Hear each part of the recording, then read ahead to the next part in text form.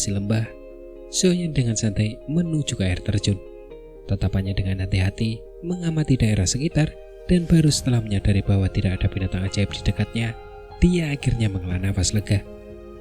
Sesampainya di dinding gunung yang terjal, Xiaoyan menghabiskan waktu lama untuk memilih gua yang berjarak 4 hingga 5 meter dari dirinya.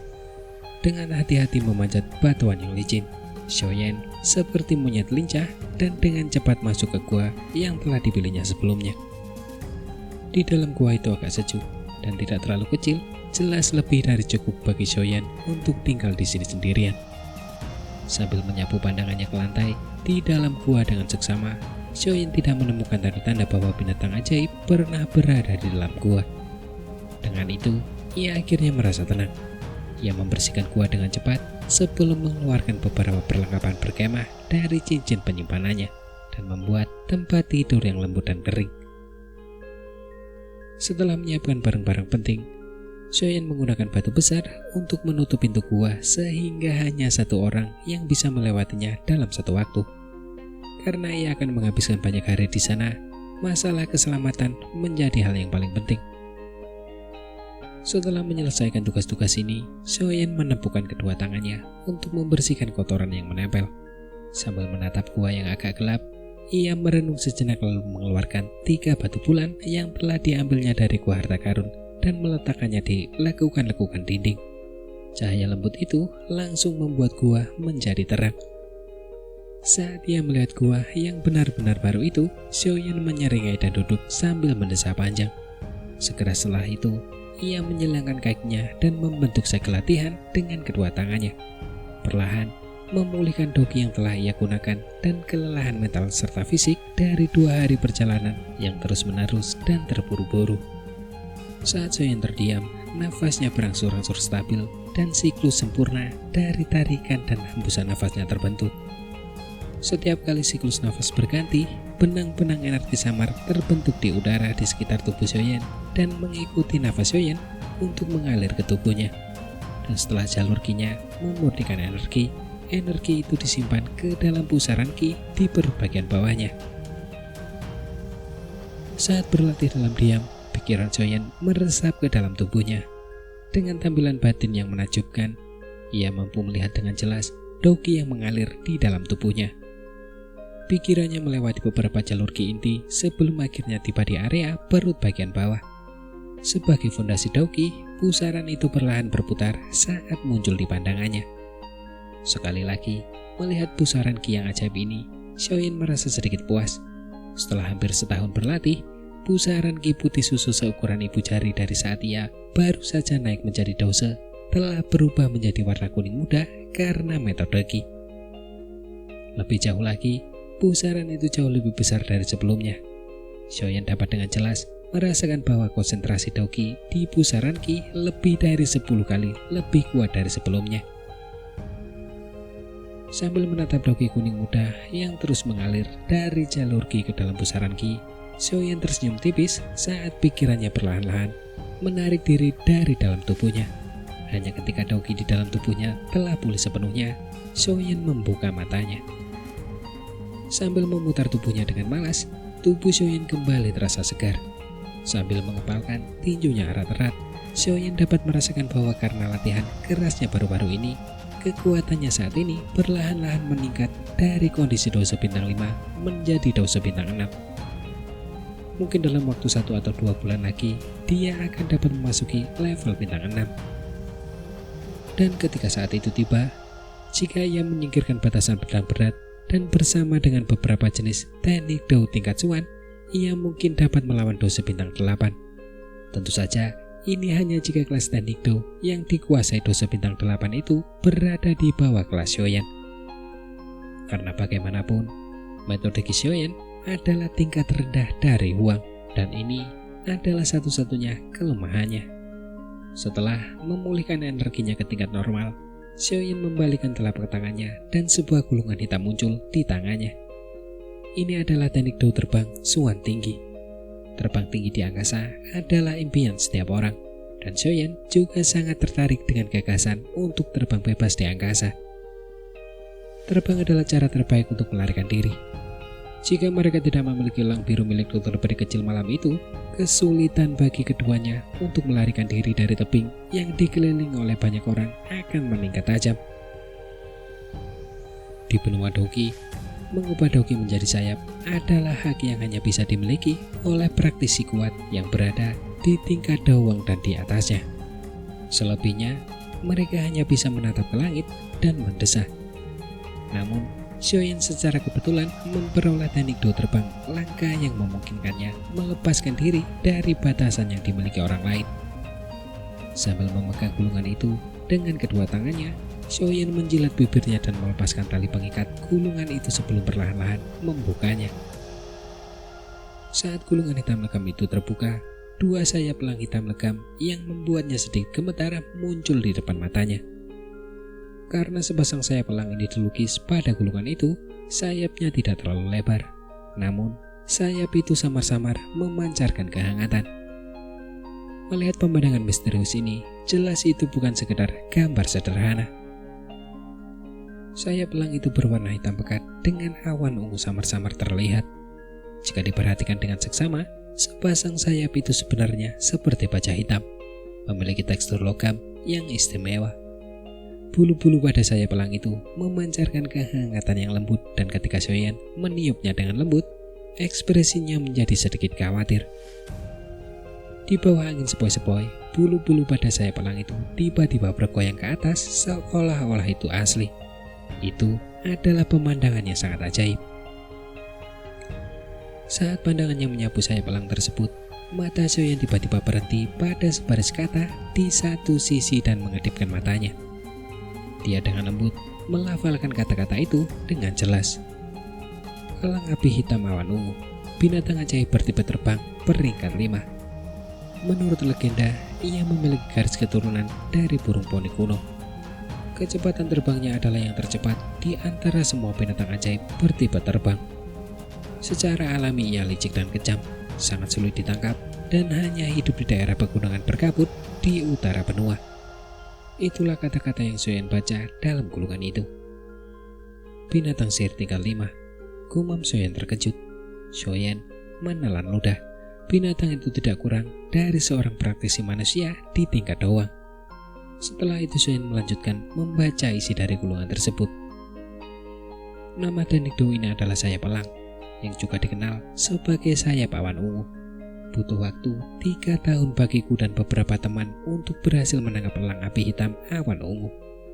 Kemudian, dengan menggunakan metode rahasia untuk mendapatkan kedua sayap, kami akhirnya berhasil membuat gulungan ini yang memungkinkan seseorang mempelajari teknik do terbang. Menjelang akhir hidupku, aku membuat teknik do ini menggunakan doki. Ingatlah, ini hanya dapat dipelajari oleh satu orang. Kata-kata yang tertulis pada gulungan. Benar-benar orang yang pemberani. Berani sekali menangkap binatang ajaib terbang setingkat doang, ucap Xiaoyan, lalu mendecakkan lidahnya beberapa kali sambil berseru kaget dan sedikit penasaran dengan tingkat kekuatan sebenarnya orang yang meninggalkan benda-benda ini. Saat pandangannya menjauh dari kata-kata kecil itu, Xiaoyan dengan hati-hati mengeluarkan telapak tangan dan dengan lembut menyentuh sepasang sayap elang berwarna ungu tua dan hitam legam. Mengapa ini terasa seperti barang asli? Gumam Xiaoyan. Sentuhan bulu di telapak tangannya membuat Xiaoyan sangat kagum. Sekali lagi, dia membelainya dengan lembut dengan telapak tangannya ketika ekspresinya tiba-tiba berubah. Dalam sekejap, dia menarik tangannya dan terkejut. Lalu dia berkata dengan suara serak, "Ada jiwa di sayap elang ini," gumam Xiaoyan. Persepsi spiritual Xiaoyan sangat luar biasa, dan saat dia menyentuh sayap elang, dia dapat dengan jelas merasakan bahwa jiwa yang brutal dan mengamuk tersembunyi di dalam sayap elang tersebut.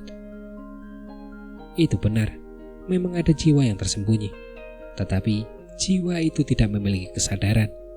Suara tua dan heran tiba-tiba terdengar dari dalam cincin di jari Xiaoyan. Tidak memiliki kesadaran? Xiaoyan bertanya dengan bingung dan ragu. Menurutku, hal ini disebabkan oleh metode rahasia yang digunakan untuk membuat teknik do tipe terbang ini di masa lalu. Mengeluarkan jiwa dan sayap binatang ajaib tipe terbang dari binatang itu sebelum akhirnya menyatukannya. Tentu saja, penggabungan semacam ini perlu dipasangkan dengan metode yang unik dan rahasia. Barulah teknik Do yang sebenarnya dapat dibuat. Tidak heran, teknik Do terbang tidak lagi diwariskan sekarang. Proses pembuatan teknik Do mengharuskanmu untuk mengetahui hal yang eksentrik seperti itu, ucap Yalow menyuarakan pikirannya sambil tertawa dengan nada datar. Kalau begitu, seharusnya tidak ada efek negatif dari mempelajari hal ini kan? Ucap Soyen bertanya dengan agak khawatir. Jiwa yang baru saja kau rasakan seharusnya milik elang awan ungu itu, dan setelah bertahun-tahun terkuras, yang tersisa dari kecerdasannya hanyalah naluri binatang buas. Selama seseorang menjaga dirinya sendiri saat menggunakan gulungan itu, seharusnya tidak ada masalah, ucap Yalow tertawa saat dia menasihati Soyen. Baru setelah mendengar perkataan Yalow, Soyen dapat bernafas lega. Ia memang agak takut kalau ia akan dikendalikan oleh jiwa elang awan ungu jika ia berlatih teknik itu. Lagi pula, kecerdasan binatang sihir tingkat 5 tidak lebih rendah dari manusia. Sekali lagi mengarahkan pandangannya ke sayap elang hitam pada gulungan itu, Soyen membaca instruksi pada prosedur latihan beberapa kali. Alisnya sedikit berkerut, kemudian dia berkata dengan lembut. Gulungan itu mengatakan bahwa ketika berlatih teknik, jiwa elang awan ungu di dalam sayap mungkin akan menyerang orang yang berlatih. Jika seseorang mampu menahan serangan jiwa, maka orang itu akan dapat terus berlatih. Jika tidak, orang itu harus menyerah berlatih teknik ini, ucap Soyen. Sepertinya jika aku berencana untuk berlatih teknik Do terbang ini, akan ada beberapa bahaya, gumam Soyen menghembuskan nafas sebelum mendesah tak berdaya. Tentu saja, untuk mendapatkan sesuatu, seseorang harus membayar harganya, ucap Yalow berkata dengan nada serius sambil tersenyum dan melanjutkan. Dengan kekuatan jiwamu, kamu tidak perlu terlalu khawatir diserang oleh jiwa elang awan ungu. Meskipun dulunya dia peringkat kelima, sekarang dia hanya jiwa yang rusak dan tidak bisa berbuat banyak, ucap Yalow. Mendengar kata-kata itu, Soyen sedikit menundukkan kepalanya. Tak lama kemudian, dia menggertakkan giginya dan akhirnya membuat tekadnya sambil perlahan-lahan merentangkan telapak tangannya.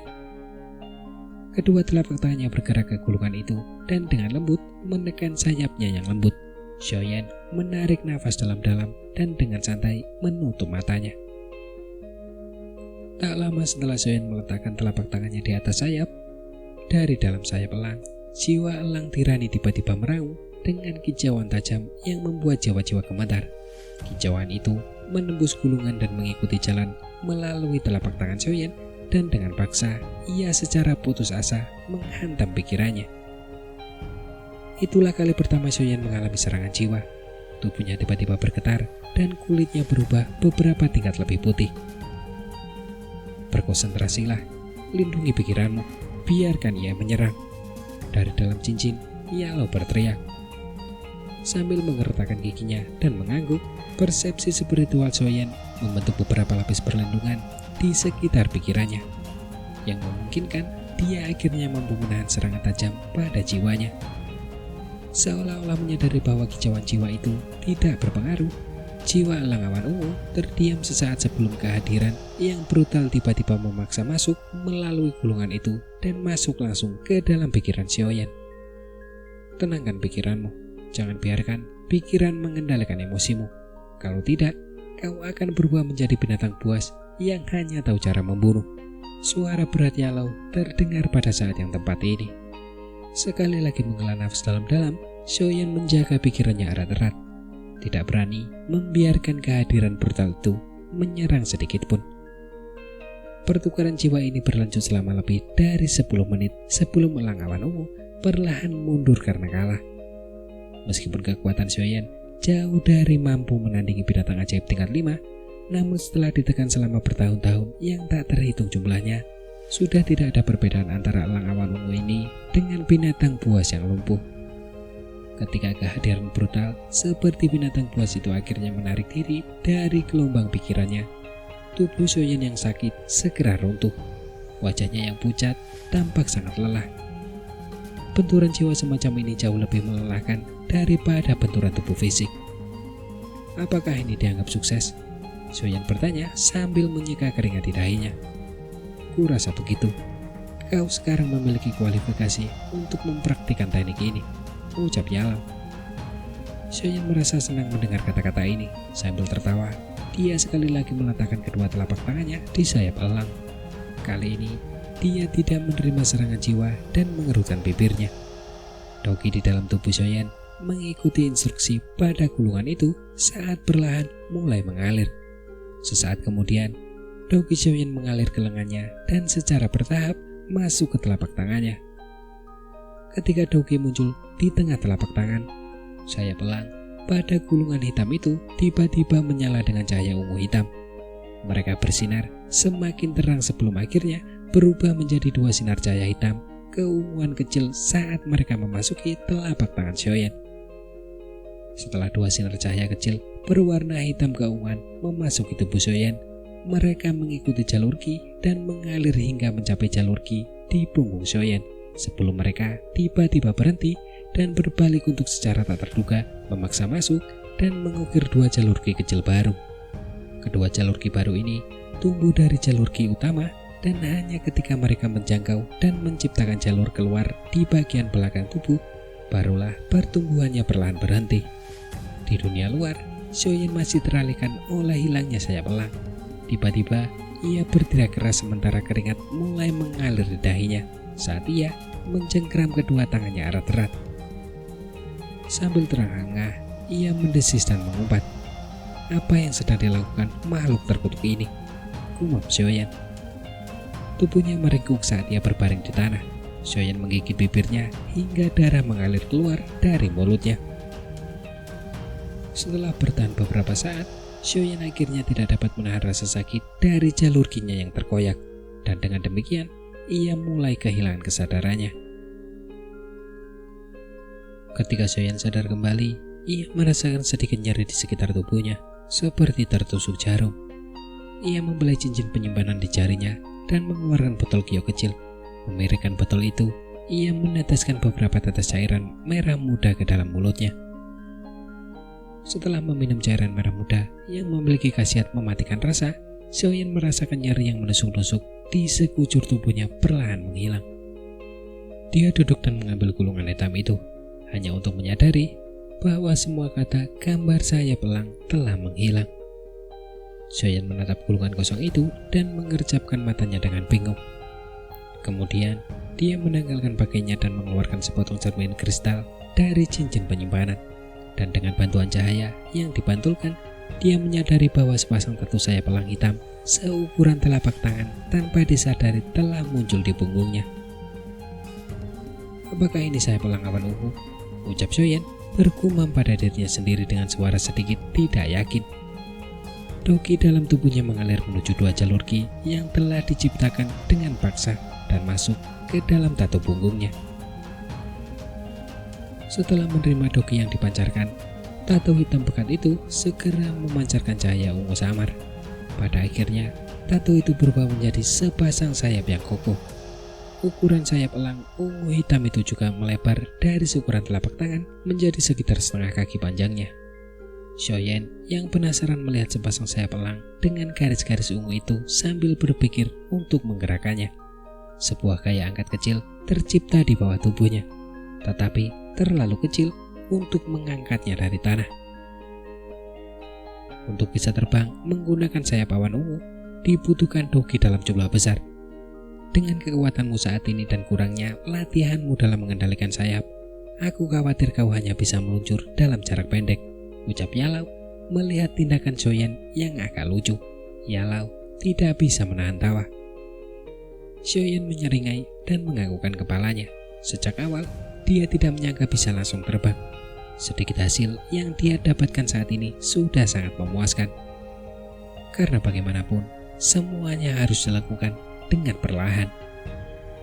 Ketika Xiaoyan berhenti mentransfer doki, sayap elang kembali bersarang di punggungnya dan berubah kembali menjadi tato hitam pekat sepasang sayap elang. Xiaoyan perlahan dan malas meregangkan punggungnya sebelum meletakkan gulungan hitam kosong di depannya. Keheningan singkat terjadi. Kemudian dia sekali lagi mengeluarkan gulungan lain yang sangat tua dari cincin penyimpanan. Setelah mengamati gulungan kuno berwarna kekuningan itu, Xiaoyan menggosok kedua tangannya. Tetua kuno itu menyembunyikannya di tempat rahasia seperti di antara celah tulang. Kemungkinan besar ini bukan benda biasa. Xiaoyan mengamati gulungan itu sebelum perlahan-lahan membukanya. Namun, ketika dia melihat bagian dalamnya, dia sedikit membeku. Apa ini? Gumam Xiaoyan. Di depan matanya ada sebuah perkamen yang terbuat dari bahan yang tidak diketahui yang sedikit menguning. Di atasnya ada banyak garis yang tampaknya digambar tanpa bentuk atau urutan apapun. Xiaoyan perlahan menelusuri salah satu garis dengan jarinya, tetapi tidak menemukan apapun saat akhirnya mencapai tepi perkamen. Omong kosong macam apa ini? Xiaoyan berkata sambil mengerutkan kening saat dia menatap benda rahasia yang tampak seperti jimat itu. Cincin hitam di jarinya bergetar sedikit dan Yalau muncul. Yalau menyambungkan pandangannya ke perkamen yang tampak kuno itu, mengerutkan alisnya dan berkata dengan suara yang dalam. Sepertinya seperti pecahan peta, ucap Yalau. Pecahan peta, ucap Xiaoyan. Mendengar kata-kata Yalau, Xiaoyan memutar matanya. Ketertarikannya juga langsung sirna. Mengabaikan ketidakpedulian Xiaoyan, Yalau perlahan-lahan membuka seluruh perkamen dan mempelajarinya dengan seksama. Ketika tatapannya mendarat di sudut bawah perkamen tempat gambar samar-samar sesuatu yang tampak seperti bunga teratai, wajahnya tiba-tiba berubah. Sekali lagi, dia membungkuk dengan seksama mempelajari gambar misterius berbentuk teratai itu. Objek berbentuk teratai itu tampak agak kuning dan kabur, mungkin karena usianya. Namun, tampilan umumnya masih terlihat. Seluruh teratai berwarna hitam, dengan api hitam tipis yang tampak menggumpal di permukaannya. Jika dipandang dengan serius, seluruh teratai memberikan kesan seperti iblis. Guru, apakah kamu menemukan sesuatu? Ucap Xiaoyan sedikit terkejut setelah melihat sikap Yalau. Setelah sekian lama bersamanya, ini adalah pertama kalinya dia melihat Yalau menunjukkan sikap seperti itu. Ini, jangan bilang kalau ini adalah api teratai iblis pemurnian, gumam Yalau. Setelah menatap tajam ke arah teratai hitam aneh itu dan mempelajarinya dengan seksama, Yalau tiba-tiba bergumam dengan heran. Api teratai iblis pemurnian, ucap Xiaoyan sembari mengedipkan matanya dengan regu sebelum akhirnya sebuah ide muncul di benaknya. Lalu dia bertanya, apakah ini api surgawi? Ucap Xiaoyan.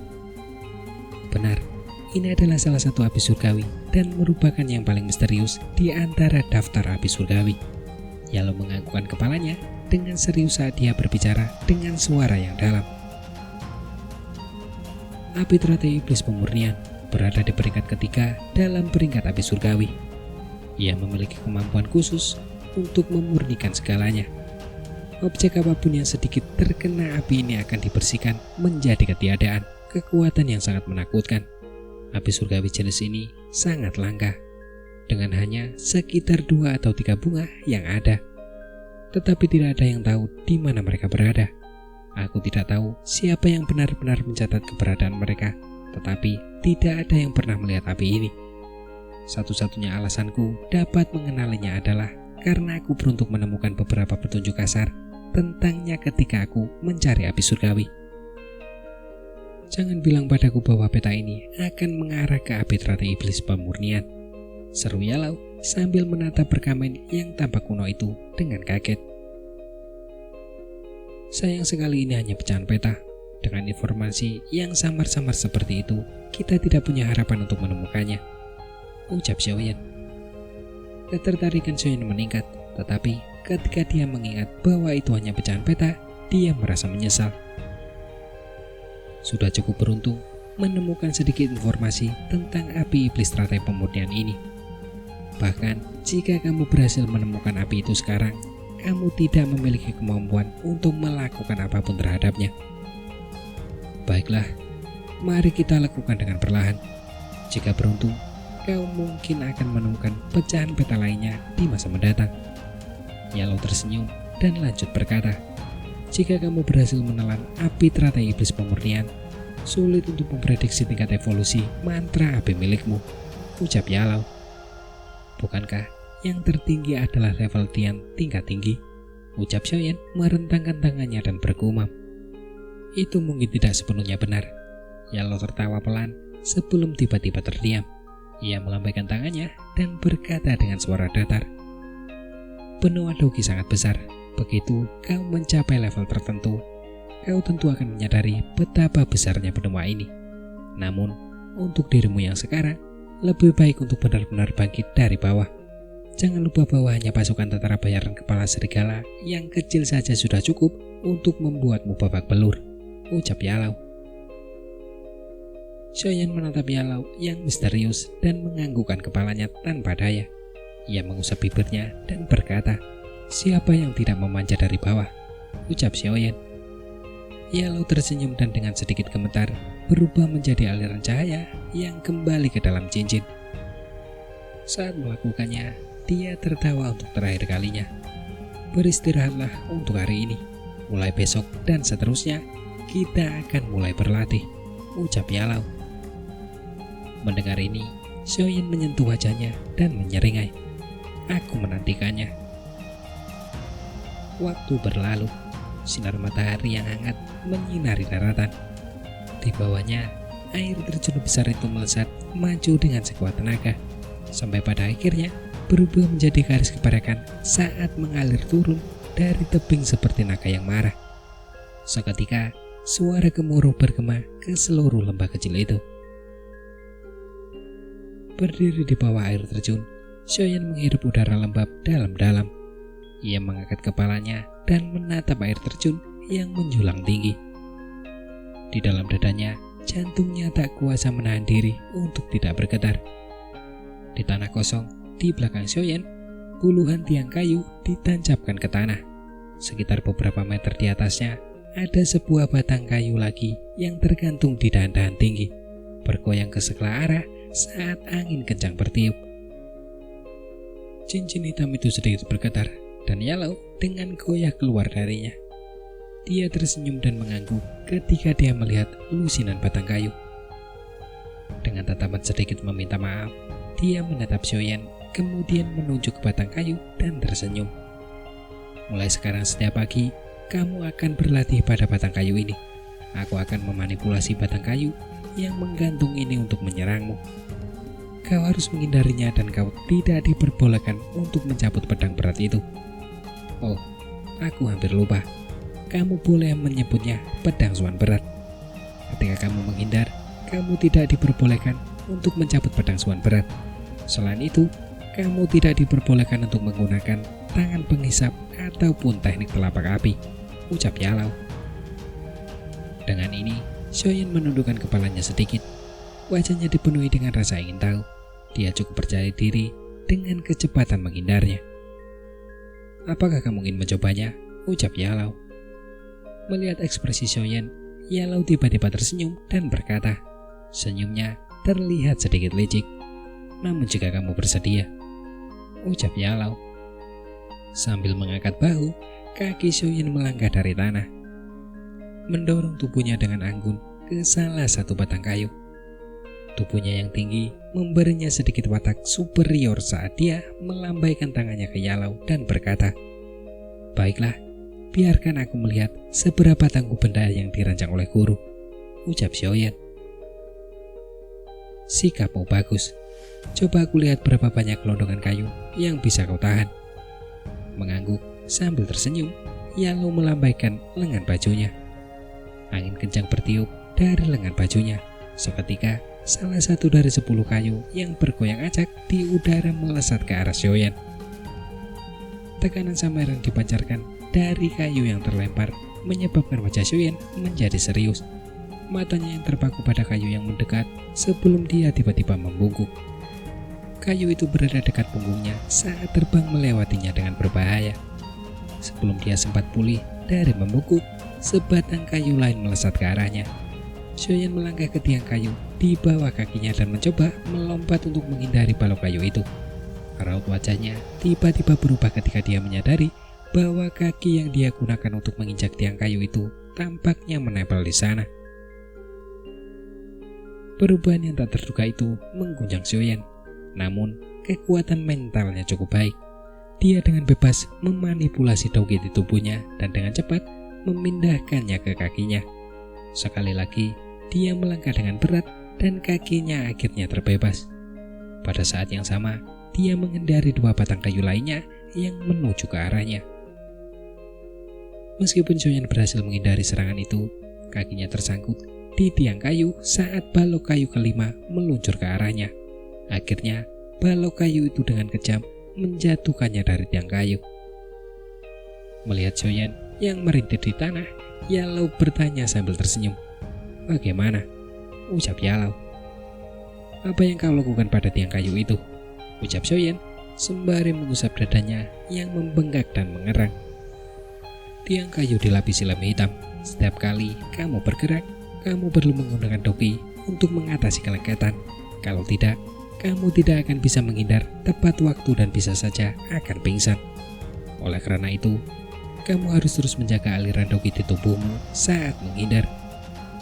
Setelah mempertahankan kondisi ini dalam waktu lama, kamu akan memperoleh banyak manfaat," ucap Yalou lalu tersenyum tipis sebelum kembali berkata, "Benda ini dimaksudkan untuk melatih kelincahanmu dan pengendalian Dokimu." Yalou berbalik, kemudian menunjuk ke tiang kayu dan tersenyum. Air terjun yang mengalir deras itu menghantam bebatuan dengan marah ketika uap air yang dihasilkan menyelimuti lembah kecil itu. Di tanah kosong, di bawah air terjun, seorang pemuda bertelanjang dada dan membawa pedang hitam yang tampak aneh, tengah menghindari serangan-serangan mendesing dari batang-batang kayu dengan wajah serius. Sesekali, ia melompat dan menghindar dengan cepat, seolah sama lincahnya dengan seekor monyet. Di bawah sinar matahari, tubuhnya yang tinggi dan kuat tampak santai. Sebulan telah berlalu sejak Xiaoyan tiba di lembah. Selama periode ini, Xiaoyan menghabiskan sebagian besar waktunya di tiang-tiang kayu, yang mengakibatkan banyak luka dan memar di tubuhnya akibat tertimpa balok-balok kayu tersebut. Tentu saja, usaha akan membuahkan hasil. Xiaoyan saat ini sudah mampu menghindari sekitar 12 batang kayu sekaligus. Ini merupakan peningkatan yang luar biasa dibandingkan dengan sebulan yang lalu ketika ia menemui ajal yang memalukan di bawah 5 batang kayu. Di atas batu besar, di luar area tumpukan kayu, Yalou duduk dengan tatapan tersenyum saat ia mengamati pemuda itu terus menghindar di antara 12 batang kayu. Ia mengangguk sedikit dan mengayunkan lengan bajunya. Salah satu dari 3 batang kayu terakhir yang tergantung di udara tiba-tiba menyerbu Xiaoyan dengan ganas. Serangan tak terduga itu segera menghancurkan keseimbangan yang dimiliki Xiaoyan atas 12 balok kayu itu. Celah-celah kecil yang bisa digunakan Xiaoyan sepenuhnya diblokir oleh balok kayu yang baru saja ditambahkan itu. Wajah Xiaoyan berubah serius saat matanya menatap tajam ke 13 batang kayu yang datang ke arahnya dari segala arah. Pada saat berikutnya, sebuah batang kayu mendekati tubuhnya, membawa tekanan angin kencang yang menyebabkan Xiaoyan menahan nafas. Menghela nafas dalam-dalam, Doki dalam tubuh Xiaoyan melonjak maju saat dia memiringkan tubuhnya dan menghindari 2 batang kayu yang menuju ke arahnya. Sebelum ia sempat pulih dari sudut yang biasa ia hindari, kaki Xiaoyan tiba-tiba menginjak tiang kayu, yang memungkinkan tubuhnya melompat ke tiang kayu lainnya. Ia menggerakkan kepalanya sedikit ke belakang saat balok kayu lain terbang melewati telinganya. Setelah 1 bulan beradaptasi, kecepatan menghindar Xiaoyan telah jauh melampaui kecepatan sebulan yang lalu. Meskipun rangkaian serangan 12 batang kayu itu selalu berhasil dihindari dengan berbahaya dan juga nyaris sulit bagi mereka untuk benar-benar mengenai tubuhnya. Tekanan kuat yang dibawa oleh balok-balok kayu saat melewatinya menyebabkan rasa sakit muncul di kulit Xiaoyan. Namun, dia tidak berani menggunakan Doki untuk melindungi tubuhnya. Pada saat seperti itu, setiap helai Doki harus digunakan di tempat yang paling tepat. Jika tidak, begitu Dokinya habis, yang menantinya adalah akhir yang mengerikan, yaitu terlempar dari tiang. Akhir seperti itulah yang telah menemaninya selama kurun waktu ini. Metode uang rendah tidak cukup untuk mendukung pemborosan yang dilakukan Xiaoyan. Oleh karena itu, ia harus sangat menghemat saat memutuskan bagaimana setiap benang doki akan digunakan. Jika saja metode Ki dapat berevolusi, maka aku tidak perlu terlalu hemat. Xiaoyan tidak dapat menahan diri untuk berpikir setelah menghindari balok kayu ke-11. Tepat saat balok kayu itu meluncur melewati Xiaoyan, balok kayu ke-12 melesat ke arahnya. Namun, Xiaoyan yang sudah bersiap mengarahkan kakinya ke balok kayu itu. Hanya jari-jari kakinya yang tersangkut pada balok kayu itu saat ia memiringkan seluruh tubuhnya pada sudut yang aneh. Balok kayu itu melesat melewatinya dengan jarak hanya setengah inci. Angin kencang itu membuat Xiaoyan meringis kesakitan. Ketika ekor balok kayu ke-12 melewatinya, raut wajah Xiaoyan berubah. Di belakangnya ada balok kayu lain yang menuju ke arahnya dengan kecepatan yang lebih cepat dan kekuatan yang lebih besar. Untuk beradaptasi dengan serangan 12 batang kayu, Xiaoyan harus menghabiskan lebih dari 20 hari untuk memahami waktu dan orbit serangan mereka. Batang kayu ke-13 yang ditambahkan Yalau telah membuatnya bingung. Merasakan angin yang mendekat, Xiaoyan perlahan-lahan menghembuskan nafas dalam hatinya. Ia tiba-tiba menutup matanya saat itu dan mendengarkan suara angin yang menekan di belakangnya. Pori-pori keringat di punggung Xiaoyan bergoyang seperti tentakel. Dengan bantuan tekanan udara, bayangan samar yang melacak serangan balok kayu itu muncul di benak Xiaoyan yang memejamkan mata. Dalam ruang mental yang tak lekang oleh waktu ini, Xiaoyan berhasil melacak sepenuhnya orbit serangan dan kekuatan yang dimilikinya. Posisi terbaik untuk menghindarinya secara alami muncul di benaknya. Di dunia nyata, mata Yalau berbinar saat melihat Xiaoyan tiba-tiba menutup matanya. Dengan suara lembut yang sedikit terkejut, dia berbisik. Anak kecil ini benar-benar tahu cara menggunakan persepsi spiritualnya, gumam Yalau. Ketika balok kayu itu muncul dalam pikirannya, tubuh Xiaoyan menjadi aneh dan terdistorsi. Kedua tangannya memeluk kepalanya dan tubuhnya jatuh tegak. Pada saat dia jatuh, balok kayu besar itu nyaris melewati wajahnya dan angin yang menekan menyebabkan telinga Xiaoyan sedikit membengkak. Setelah menghindari serangan balok kayu ke-13 dengan berbahaya, kaki Xiaoyan menginjak sisi tiang kayu, melesatkan tubuhnya ke atas dan akhirnya mendarat di tanah. Dia meraih pakaiannya dan dengan ceroboh menariknya menutupi tubuhnya. Xiaoyan menghela nafas dan sebelum mendengar kata-kata Yalau, ia duduk tegak di tanah dan segera mengeluarkan botol kecil dari cincin penyimpanannya. Dia memiringkan botol dan 2 pil obat keluar. Apakah aku sudah menghabiskan semua pil pemulihan energi? Sepertinya aku harus pergi dan mengambil beberapa bahan obat, ucap Xiaoyan. Melihat hanya ada 2 pil yang tersisa, Xiaoyan mengelengkan kepalanya tanpa daya. Dia memasukkan salah satunya ke dalam mulutnya dan segera berlatih. Duduk di tanah, Xiaoyan dengan cepat memasuki mode latihan. Setelah berbulan-bulan berlatih, ia tahu bahwa saat setelah dokinya habis adalah saat terbaik untuk berlatih. Pada saat ini, semua sel dan otot di tubuhnya jauh lebih rakus terhadap Ki daripada biasanya. Setelah memasuki mode latihan dan nafasnya kembali tenang, aliran energi samar-samar berputar di seluruh tubuh Xiaoyan. Setiap energi yang bersentuhan dengan kulitnya dikonsumsi dengan rakus, seolah-olah seperti cairan yang diserap oleh spons. Saat pelatihan berlanjut, energi di sekitar tubuh Xiaoyan tumbuh semakin padat tanpa ada tanda-tanda berkurang. Yalau mengatupkan jarinya di atas batu sambil menghitung waktu latihan Xiaoyan. Alisnya tiba-tiba terangkat, karena sebenarnya waktu yang dibutuhkan Xiaoyan untuk berlatih sedikit lebih lama dari biasanya. Menurut perhitungan Yalau, ruang penyimpanan doki milik Xiaoyan seharusnya sudah hampir penuh. Namun, ia melihat bahwa Xiaoyan masih belum menunjukkan tanda-tanda akan berhenti. Jangan bilang kalau dia akan segera menerobos dan menjadi Dausu bintang 6, gumam Yalau. Yalau menghentikan gerakan mengetuknya dan berbicara pelan sambil tersenyum. Tidak buruk. Dasar kemampuannya adalah 1,5 bulan untuk mencapai Dausu bintang 6. Namun, tampaknya anak ini berhasil menghemat waktu setengah bulan. Sepertinya Pertarungan di hutan beberapa waktu lalu telah memberinya banyak manfaat, ucap Yalau. Menatap tajam ke arah Xiaoyan yang memejamkan matanya, Yalau yang bermata tajam menyadari ada yang tidak beres. Dia mengerutkan keningnya dan berkata, dia sedikit memaksa dalam terobosannya. Sepertinya sedikit diperlukan bantuan eksternal, ucap Yalau. Setelah terdiam beberapa saat, Yalau mengangkat jarinya dan gumpalan udara melesat dari jarinya. Hembusan itu mengenai kepala Xiaoyan dan langsung membuatnya keluar dari kondisi latihannya. Karena latihannya terganggu, Xiaoyan segera membuka matanya dan menatap Yalau dengan marah. Kesempatan untuk menerobos seperti ini bukanlah sesuatu yang bisa didapatkan dengan mudah.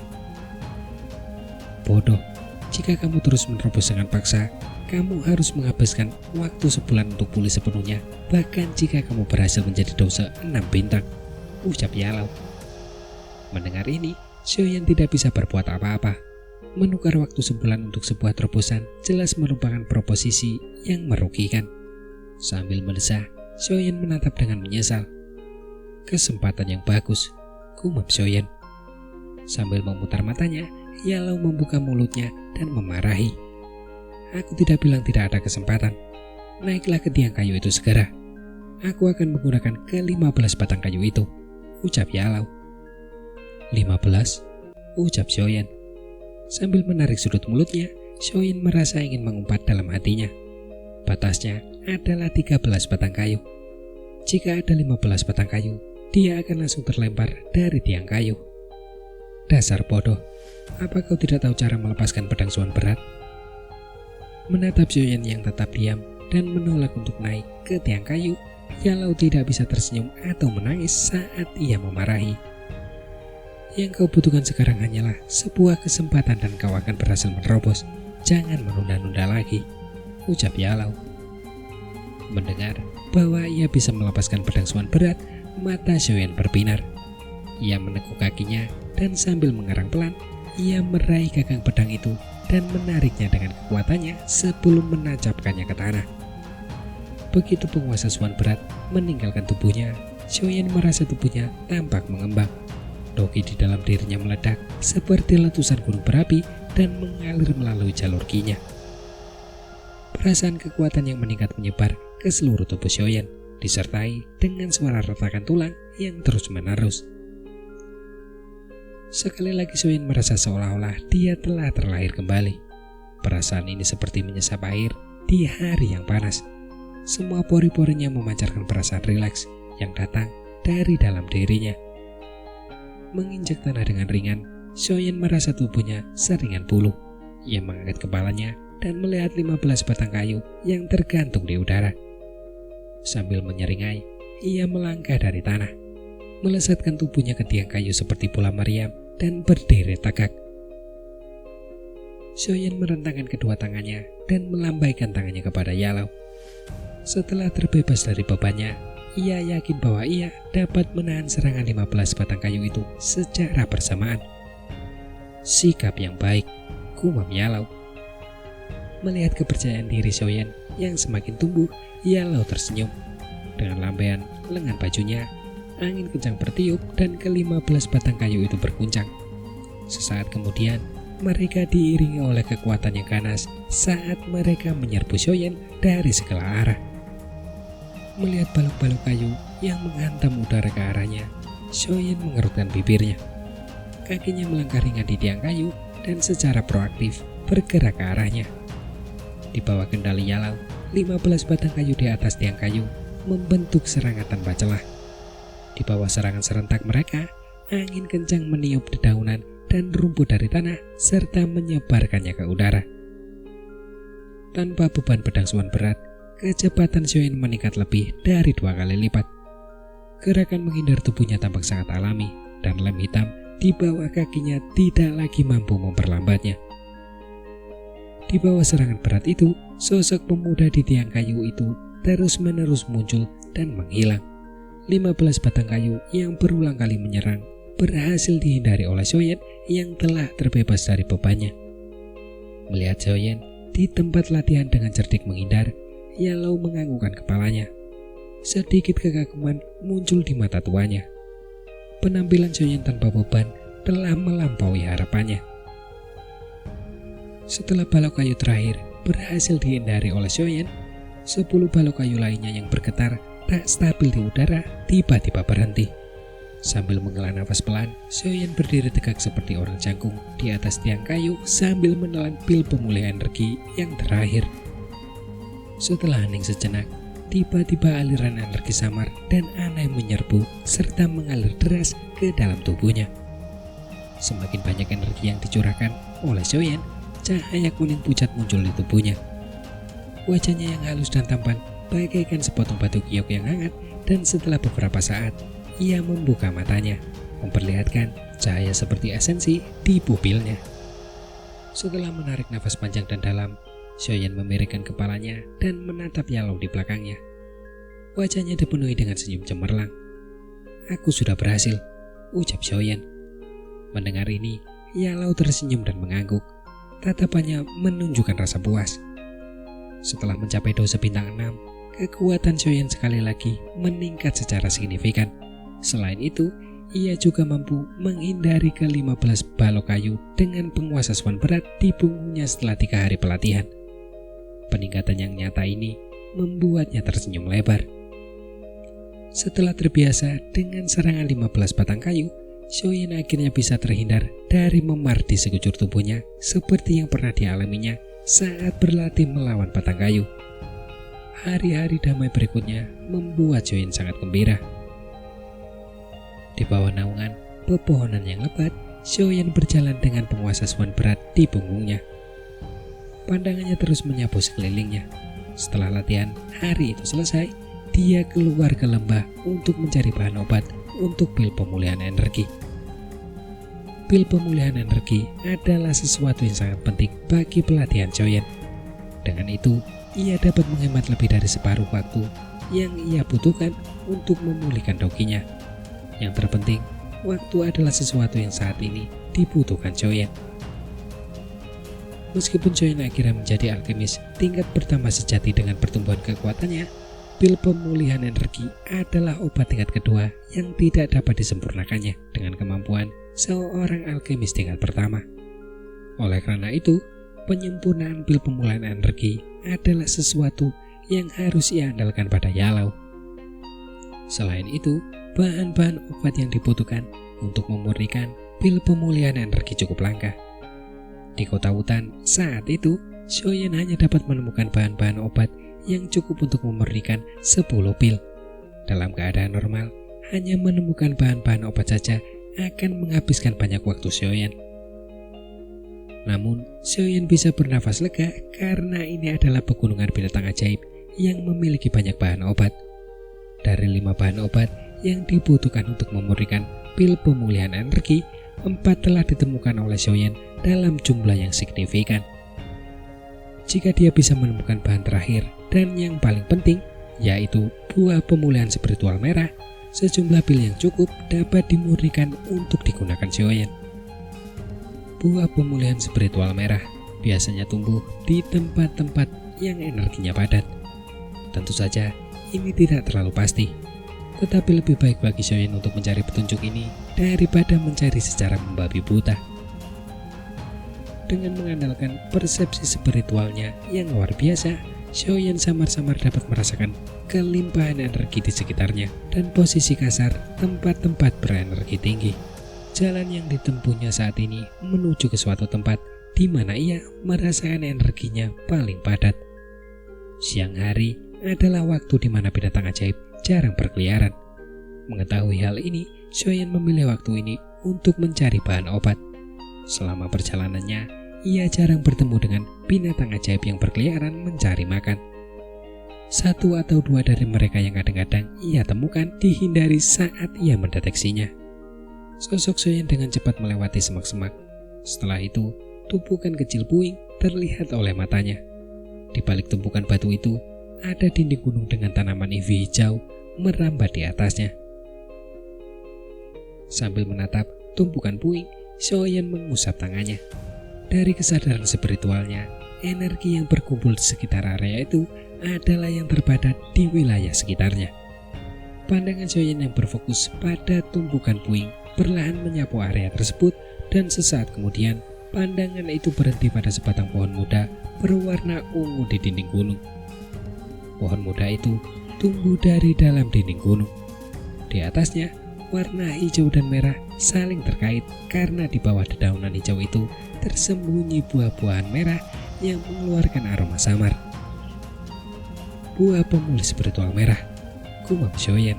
Sambil menatap pohon muda itu, Xiaoyan tersenyum dan menghela nafas lega. Setelah mencari selama 2 hari, dia akhirnya menemukannya. Bahan obat yang dibutuhkannya ada di depannya, tetapi Xiaoyan tidak terburu-buru. Dia tahu bahwa di mana ada energi padat dan ramuan obat langka, kemungkinan ada binatang ajaib yang menjaganya. Mata Xiaoyan dengan hati-hati menyapu sekelilingnya, tetapi tidak menemukan jejak binatang ajaib apapun. Dia mengerutkan kening. Setelah hening sejenak, Xiaoyan perlahan meninggalkan tempat persembunyiannya ketika dia tidak menemukan tanda-tanda binatang ajaib apapun yang muncul. Kemudian, dia perlahan dan hati-hati menuju pohon kecil berwarna ungu itu. Saat langkah kakinya mendekati pohon, tiba-tiba ada perasaan dingin di hatinya. Dia menghentikan langkahnya dan mengerutkan kening sebelum berbalik dan berlari. Tepat saat Xiaoyan berbalik, sosok tubuh putih besar tiba-tiba turun dari puncak dinding gunung dan menghantam tanah. Seperti bukit kecil, sosok itu benar-benar menghalangi jalan mundur Xiaoyan. Melihat kemunculan tiba-tiba seekor binatang ajaib yang besar, Xiaoyan merasakan bahwa dingin menjalar di tulang punggungnya. Tubuhnya membeku di tempat dan tidak berani bergerak.